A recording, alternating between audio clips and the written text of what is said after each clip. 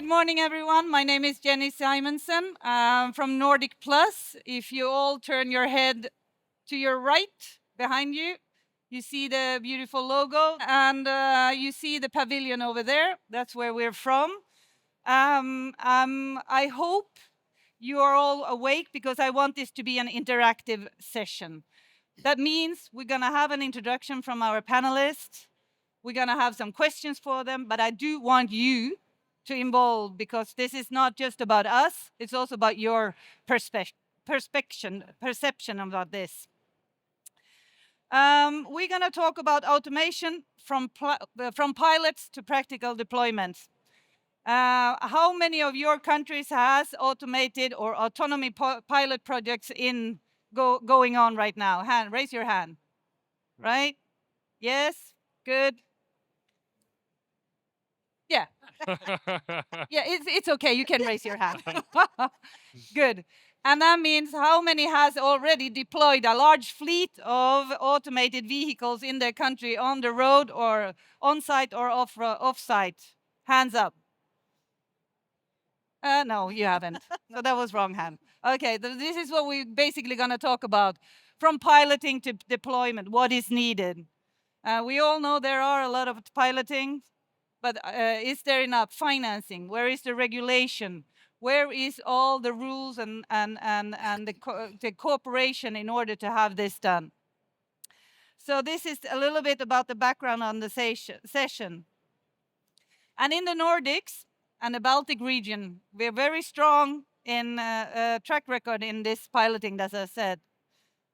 We collaborate across the regions, across public and private sector. We have a robust research and innovation communities and develop world-class technology. But it is not enough. Piloting is not enough. We need aligned regulation, like I said earlier, a long-term financing, and shared infrastructure across modes. You will hear why as well here later on. Across countries, and use cases to move the market. At the European level, there's a growing momentum. I guess a lot of you also are taking part in EU projects. And the President Ursula von der Leyen has emphasized automation and digital mobility as a strategy priorities for Europe. A large investment in large-scale CCAM deployment in 26-27 means that the EU is signaling that we need to commit to turning research into real-world results. We're going to try to explore what it's going to take to get there. That's why I want you to involve. How do we ensure that automated mobility delivers value to society? What can land-based and maritime sectors learn from each other? You will hear from that as well. So I will give the word to our speakers. They will give a short introduction from their side. We'll wait with the questions after they've done. Then we start with the questions. And please raise your hand when you have a question, because I expect you have a question, because if you're sitting here, you're interested in this topic. So Johannes Mosso from Autek, I give the word first to you. A big applause so we exercise ourselves. Please. Hi to all. Check 1, 2. Can everybody hear me? Okay, very good. Thank you. Yeah, I'm Johannes. I'm one of the founding members of Autek. Autek was founded in 2019, but really we started with the project in already 2017. And when we started, our main goal was to build an autonomous transport solution for last mile.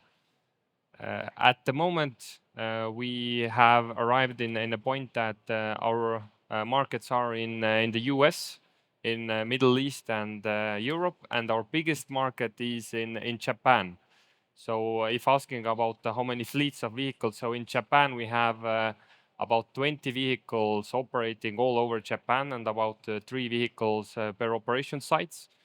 And I can really say that if you want to see a solution which is working every day and really local peoples are using that, you can see it in Japan. And also last year we started our first project in Japan in public route where we do not have to have the safety operator inside anymore, which included tests with the road authorities for almost half a year, documentation for 1.5 years, and so on. But yeah, if you have any other questions, want to see more the vehicle, then our doors are open for 3 days in here today. And yeah, we can go more into depth and details about our solution. Thank you very much. Excellent. Thank you so much, Johannes. So the vehicle is here. I need to just to quickly ask, you didn't come with it here, right? No. You never know, but yeah. And then maritime sector, we have Jon Leon Ervik from the Coastal Administration, Norwegian Coastal Administration. We're keen to hear more about what sea or land has to learn from each other. Yes, thank you and good morning. My name is Jon Ervik from the Norwegian Coastal Administration. I'm the head of the Department for Navigation Technology in the maritime sector, and I'm probably one of the few who represent the maritime industry here, or the maritime business. Can you raise your hand, all those who are coming from the maritime part? Ooh. Nobody. Okay. And that's the case. 80% of the Norwegian transport to and from Norway go by vessel. There was one there somewhere, yeah. Go by vessel. And the Norwegian coast, the industry, everything is, mostly everything is based on export-import and growth along the coast.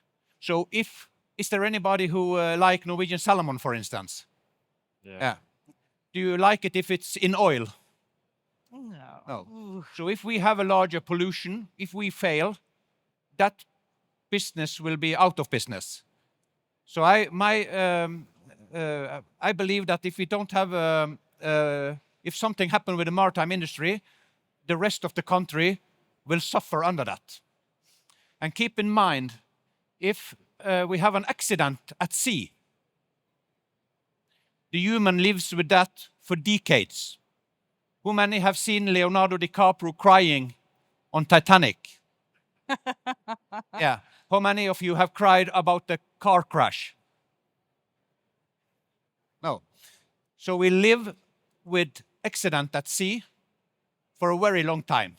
We have Estonia, we have Scandinavian Star, we have a lot of accident. By road, it happens every day, but it's not in that scale. So if something happened with pollution, with human lives, we have this big disaster. But we don't see it so much. We don't focus so much on it. The maritime industry for Norway is crucial for the whole wealth for the nation. I don't even think we can build road without the maritime industry or export-import. And 65% of all accidents is caused by human. Human stays for 65% of the accident at sea because there is too much analog products, too many publication, too many information that it's misunderstood. And what we do now, based on the UN organization IMO, called e-navigation, is similar to ITS. In Norway, we have to change that terminology from e-navigation, that is widely used globally, to ITS. Why? Because the politicians recognize ITS as a concept for road again. Once they recognized maritime ITS, moving from analog to digital, we got budgets. Before that, we didn't have budgets for the maritime industry. So that's why I'm here, and I hope that more of you will understand more about the digitalization in the maritime industry after this week. Thank you. Thank you, Jon Leon. Thank you so much. Tulia. Hi, my name is Tule Haveri. I'm actually from a company called DMAC, and I'm leading their ecosystem called Vamos. Vamos is the ecosystem for the autonomous mobility and for the smart places or smart spaces. And we are Finnish ecosystem, but we have also the international companies. Currently, we have about 30 members in the ecosystem, and we have been now focusing on their on this kind of the public transportation, how to make the public transportation more autonomous. But as everybody knows, the regulation is still very tight for the public roads. So that's why we are kind of sticking in there into the area which are surrounded, which are less limited for the regulation. And when I joined the Vamos about a year ago, it was a bunch of companies kind of looking for the way to work together, and everybody was looking for what is the concrete thing that we could do together. And then we start innovating that, okay, what could we do in the short term? Because of course everybody has this long-term vision that what could be like in 2030, 35, but our companies, they also want some revenue in the short term. So we started thinking, it's like, what could be things that everybody provides something on the existing solutions and products, and we actually came up with the solution for the smart bus depots. So now for more than half a year, we have been actually working on putting those bits and pieces together, what could then build the smart bus depot. And I really hope to see you all there in the Nordic Plus stand, because I actually have the virtual showroom, so the digital twin for the bus depot. So it's really exciting, and we are now actually looking for the pilot opportunities across the Europe. Thank you, Tulia. Thank you. Yes, my name is Gjermund Jacobsen. I work for the Norwegian Public Road Administration. And in the Norwegian Public Road Administration, we have a goal to be an efficient, safe, and environmentally friendly transport system in 2050. So how do we get there? Then we will, of course, have to use and deploy more automated vehicles. The joke, we do have a lot of pilots and a lot of activities in Norway when it comes to automated vehicles. There are examples where things is in production. But to get there, we need to take it step by step. And in Norway, we do have a law for testing of automated vehicles. There's been over 110 different applications over the last decade. Currently, we have 5 operational pilots going on in Norway. One of them is actually where the activity is in production. In addition to that, there's also a proposal for a strategy for automated driving that sits with the Norwegian department. And then within the Norwegian Public Road Authority, we have an action plan how to build upon and how we go further. And it's a step-by-step. It's a step-by-step towards more automated driving, but there are many hurdles on that way. And one, of course, is the maturity of the technology. I'm sure that my partner, colleague here will tell more about that. Safety and security is a really important aspect, something that is getting more and more important. And then not last but not least, the physical and digital infrastructure. How should we build our roads? How should we build our digital infrastructure? What is needed from the authorities towards increasing the level of automation on our roads, so make them safe? Very good. Let's hand them first an applause for their introductions. That means you are activated as well, so we need you to be sharp. If we look at the biggest blockers for scalability, and this comes from your perspective, obviously, and what you work with, is it policy? Is it funding? Is it the infrastructure or something else? And is this both from a sea and land perspective? And I'm looking now at our maritime alibi as well. What is the biggest kind of a blockers to scale? So anyone wants to start? Okay. Tulia? I would start actually from the funding perspective, because Funding. there are a lot of, at least there are, let's say the Scandinavian countries are putting a lot of money on the innovation, and that's really for the long-term innovation. But then as we come to the pilots and the deployment, there is much less funding. So this kind of the go-to-market, even for this kind of the joint development where we have the 10, 15 companies working together, and we are talking about SME companies, so it's very difficult for them to put their huge funding for the pilot project. So it would be really great to see some public funding. But as far as we know, so for example, the EU funding instruments are mostly for the innovation. There's much less for the go-to-market, whereas then in the other parts of the world, there are the governments also supporting that part of the. So you mean like more the TRL level is should be higher when it Yes. comes to Yeah. okay, and then that the initial funding are for one vehicle, maybe testing just, but you're talking about so actually the go-to-market, so there should be a mechanisms for that. Exactly, because of course we are bringing in new things which are also very unfamiliar for the customers. We are talking about the public sector customers, so they don't have that kind of funding instruments either to fund the pilots. And of course, it takes some time to convince also the public sector to use the new technologies. So that's at least what we have been running into the problems with. Yeah. Jon Leon, or you wanna from a from a sea perspective? Yeah. Sorry. Now I'm not sure. Yep. I'm not sure that I hit your question quite well, but there is several obstructions and challenges.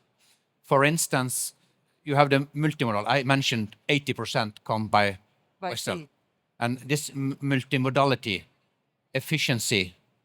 We are far from reaching a very good, efficient way of changing transport mode. So you mean sea, Yeah, harbor, hinterland after that? yeah, and the other is the harmonization between the transport form.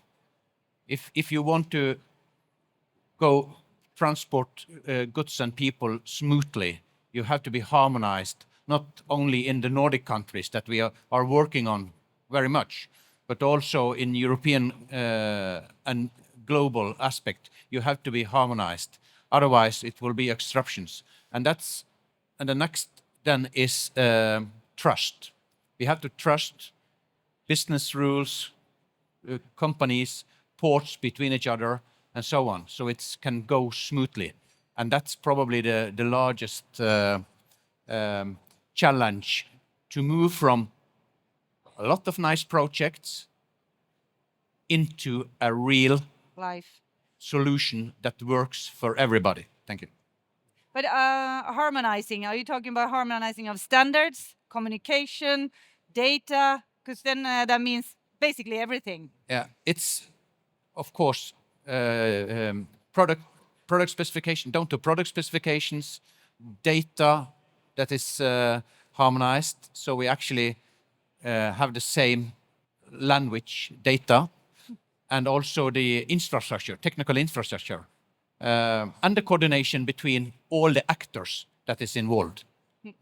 Starts to look like an impossible. No, it's not. task. No, it's No, not. it's not. Okay, Jermen, you raise your hand. There's a lot of hurdles, of course, but I think I agree with the funding is the essential one.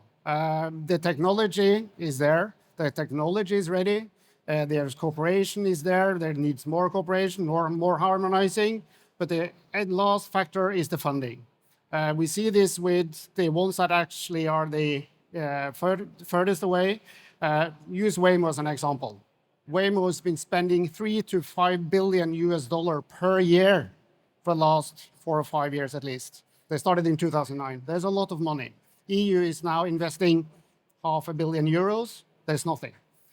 In Europe or in the Nordics, we don't have that big investors. So to scale is really the investment. That's really the hurdle.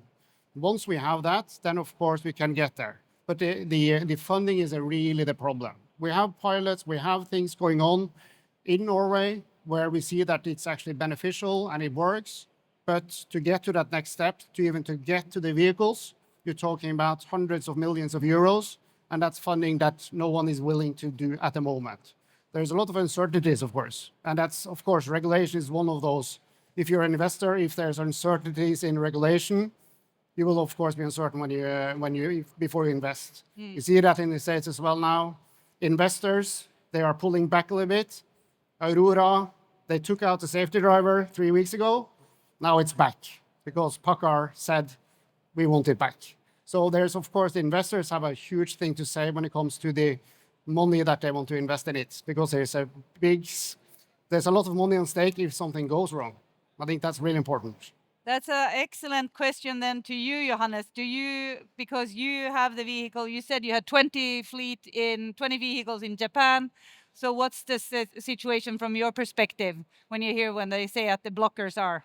So I will start from the beginning about infrastructure. So in Nordic, from the beginning, we have taken a decision that we do not have time waiting for infrastructure to change for our autonomous vehicles.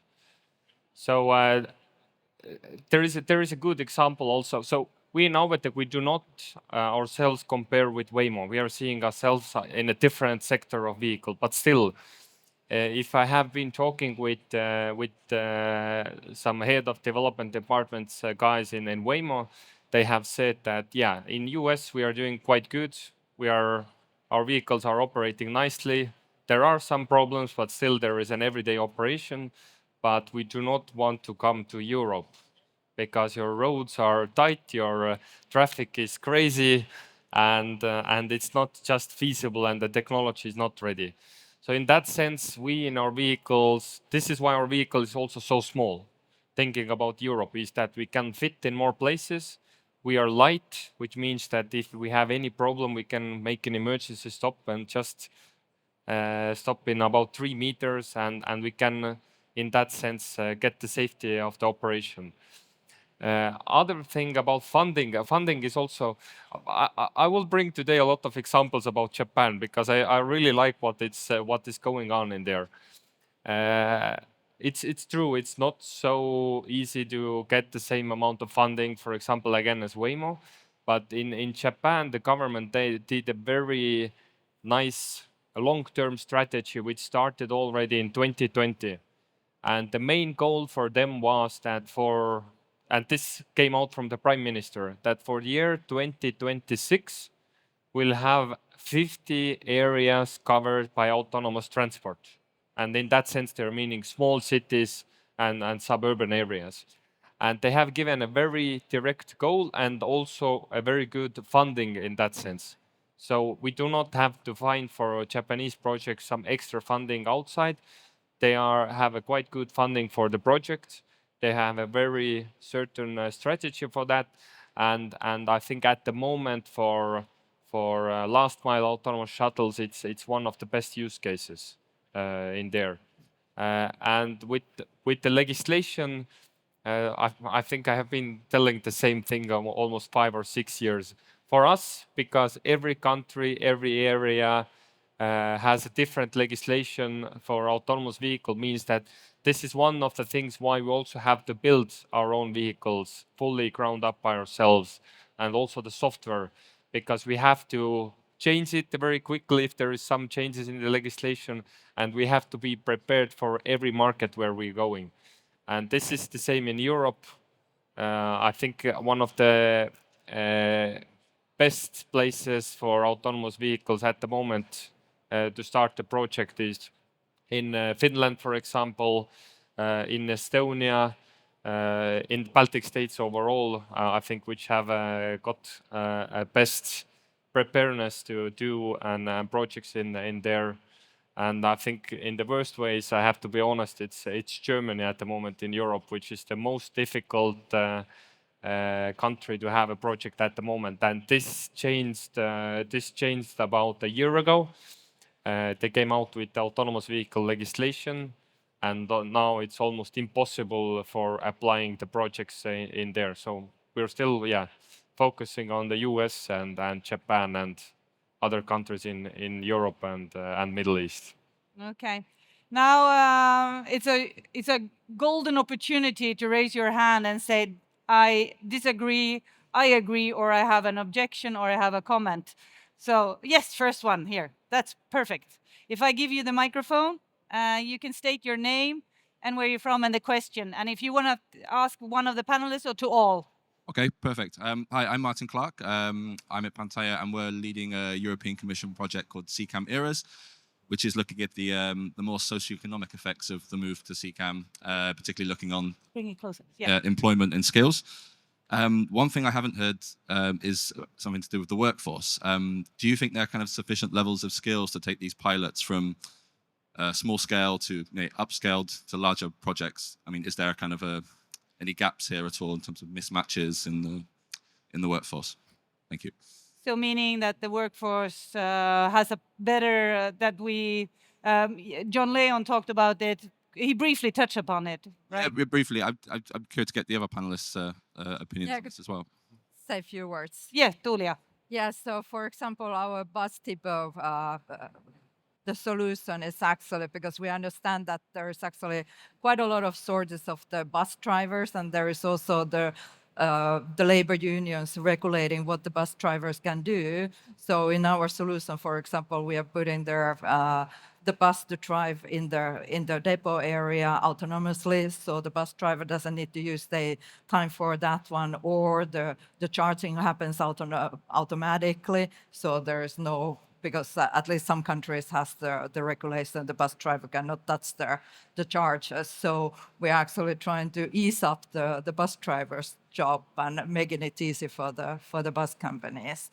And it's the similar kind of solution actually can be applied for any areas for where is the fleet of trucks or the whatever cars, that kind of makes it easier for the people. Anyone feel to? So I have also one point in that to bring. Yes. Check 1, 2. Very good. So I have seen two things. I have seen some areas where we have been operating our vehicles or talking with the possible client, and they have said that we are not ready to take this kind of projects because our bus drivers are afraid that we will take out their workforce and guys do not have work to anymore. And also vice versa in a way, where said that we do not have bus drivers that get autonomous vehicles in place. So in a sense, autonomous vehicle is something which helps out if you do not have a workforce, but at the same time, we are seeing that if you're doing a last mile, more comfortable for people, a better connection point to the main bus lines or tram lines or train lines means that they also have some more work. A workforce for ourselves, for example, in Auvetech, I think people, especially young people, are more ready to come to a sector of autonomous driving because they're seeing there is some future in that. And getting them trained and ready for work for us, it's really on the process of training. And we have been really focusing on training at the moment, for example, safety operators and also maintenance and so on, and documentation, and not in a documentation that you're giving a PDF file for somebody that look through the documents, but in reality, even starting up the vehicle, you have an application, you can go step by step the process quickly and so on. So I cannot see this as a problem overall. I guess it's different types of jobs then, which hello. I guess it's different types of jobs, and in a sense makes the sector more attractive as well to younger people. Yeah. I think Jermen also wanted to comment and. Yeah, I think it's a very good question, because this is probably an area where we don't know a lot. We know, okay, the ones that we take the drivers away, but how many other jobs is actually increasing with the operations behind these kind of operations? This is something that's quite difficult, and the transparency isn't that good. One vehicle, how many people is actually behind the curtains for one vehicle? And I think there is a lot more jobs than we potentially think. So I think that's maybe something that the industry need to be a little bit more transparent with. How many people is actually this employing? How many people actually need to operate one vehicle? So on. So I think that's very good to follow up on these kind of things. If I can add to that, that's actually, this is one of the elements our project is looking into, and we'll be creating like new NACE codes and new kind of, so we can make projections on employment in the future and the types of jobs and the types of skills needed. Yeah. So Perfect. Jan Leon. I didn't quite understand your question, maybe, because you talked about from small scale to larger scale, didn't you? Or did you talk about the education or? Yeah, well, in a sense, what we're looking at is, are there enough, skilled workers to be able to? Take Okay, these ways? yeah. The thing is that I'm start to be a grown boy now, and I remember when I went to school and we programmed in Commodore 64. You don't remember? No, no. I've heard of it. Yeah. And the question also at that time was, what about the jobs? How do we solve that? What about the sailors? What about navigators? And the thing is that, and now it's the discussion about the AI, artificial intelligence. What about the jobs? We are losing our jobs. The thing is that we will operate. We will always operate. The education and the skills will change, as it have been since Stone Age. But there will still be work to be done. And for the maritime industry, we have just recognized that there is not equality between autonomy and unmanned vessels. There will always be people on board a cruise vessel with 3,000 people on board, or an oil tanker with 300,000 tons of oil, for instance. There will always be people on board in those vessels, but there will be different skills. There will be new needs for new education. But the human will always be in the loop, in my belief, only in another way, operating the AI, because the AI is stupid. Wonderful, thank you.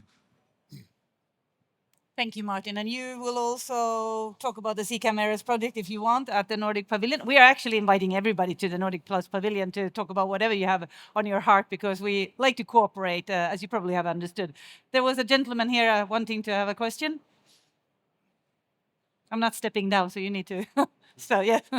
Yes, my name is Kenneth Sørensen from the Norwegian Public Roads Administration.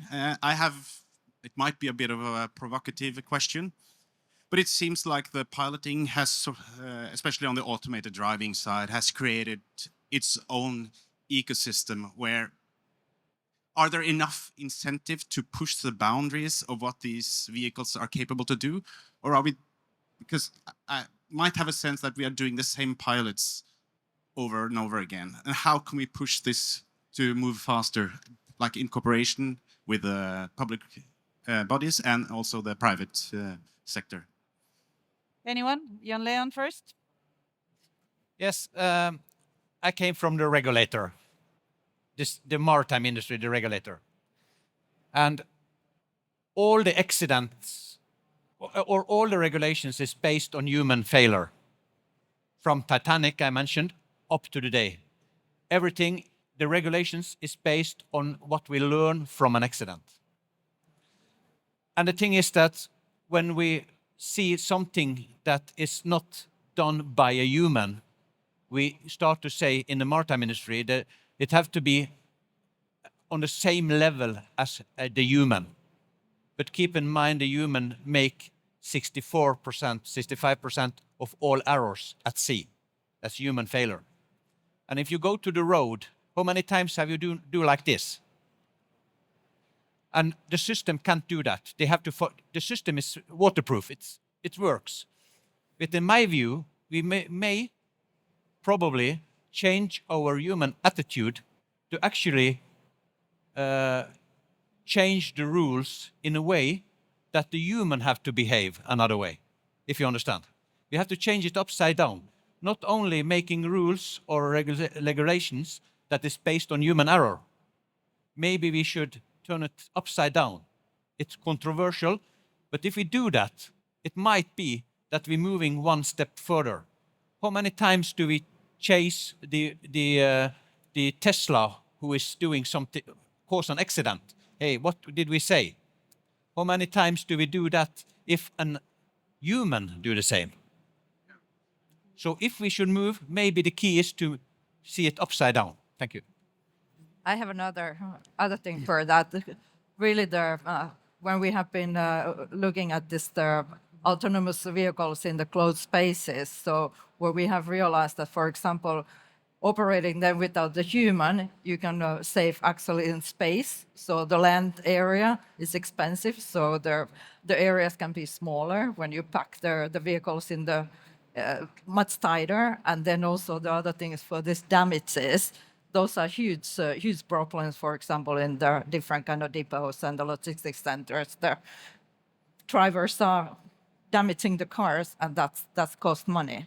So removing those, it's actually quite big cost savings. Johannes? I recommend one thing for you is that check 1, 2. Hello, hello, very good. So the point is that I recommend for you to after this come to our vehicle. We'll showcase our new Auve Stack 2.0 software, which we're coming out in August, and then you will see a real technological change also of the capabilities of the vehicle. And I'm not with you in a point that every project has been exactly the same in the past years. There will be a lot of changes, and I can explain exactly, for example, in the case of Auvetech, how and what has changed, and how much data we are analyzing, and how important has been that. Again, bringing back the example of Japan. As I said before, for 2026, we will have 50 areas covered with autonomous vehicle. But again, they have given at the next point.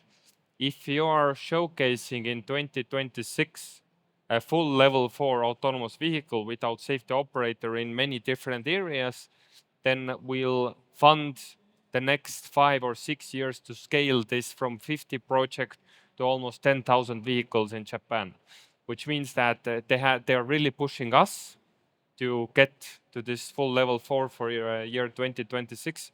And I think it gives for us a best way to achieve that.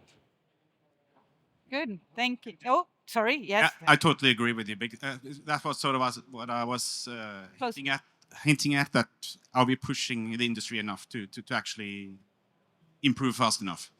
Yeah. So in Japan, it's the best example now. They're really pushing us. I hear that we need to go to Japan. Yeah. So who's with me? So, so study tour to that. Anyone else from the audience feeling that they would like to ask the panelists a question? I have from the to John Ervik.